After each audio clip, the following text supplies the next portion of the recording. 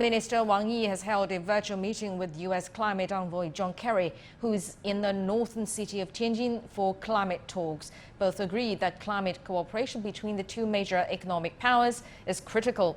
But Wang added that other issues hounding the bilateral ties must be addressed as well. Wang Haiyang tells us more.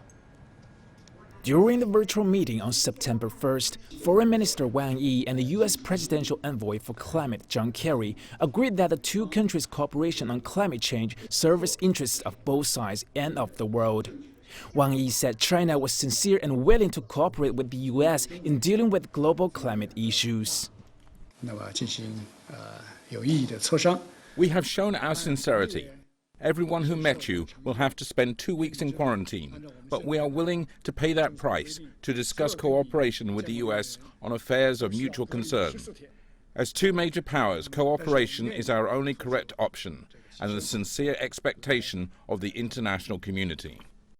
The former U.S. Secretary of State expressed hope that the two sides could lead climate change efforts and fulfill their commitments to implementing the 2015 Paris Agreement. Given the science and what's happening, that we're all going to be dealing with this, certainly for the rest of our lives. This challenge is as big as any that we face on a global basis. And China, my friend, plays a super critical role. While cooperation on climate change enjoys broad support, worsening China-U.S. relations on other issues are complicating the path to mutually beneficial results. Foreign Minister Wang urged Washington to stop viewing China as a threat and a rival and to take concrete actions to get bilateral ties back on track. Wang reiterated China's two lists of major concerns and three bottom lines he presented in July to the U.S. Deputy Secretary of State.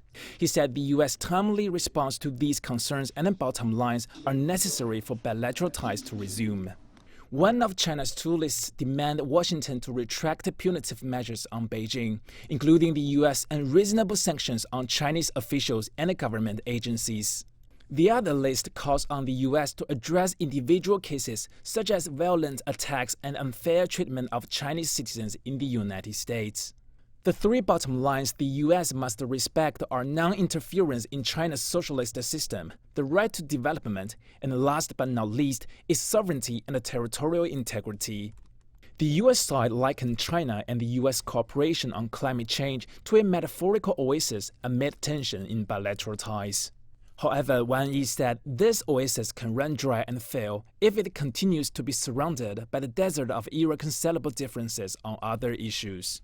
Kerry responded, saying cooperation on climate issues will create opportunities for addressing difficulties facing the two superpowers. Well, the world's top two carbon emitters, China and the U.S., agree on the need for action on climate change, but both have also urged the other to take on more responsibility. And the U.S. has sought to pressure China to take greater action, including for Beijing to stop financing coal plants. President Xi Jinping said at the U.S.-hosted climate summit in April that it was developed countries rather than developing ones that need to increase climate ambition and action. And he said that developed countries need to help developing countries accelerate the transition to green and low-carbon development. By the end of 2020, China's carbon intensity was reduced by over 48% compared to 2005. And China has set targets to reach peak emissions by 2030 and carbon neutrality by 2060.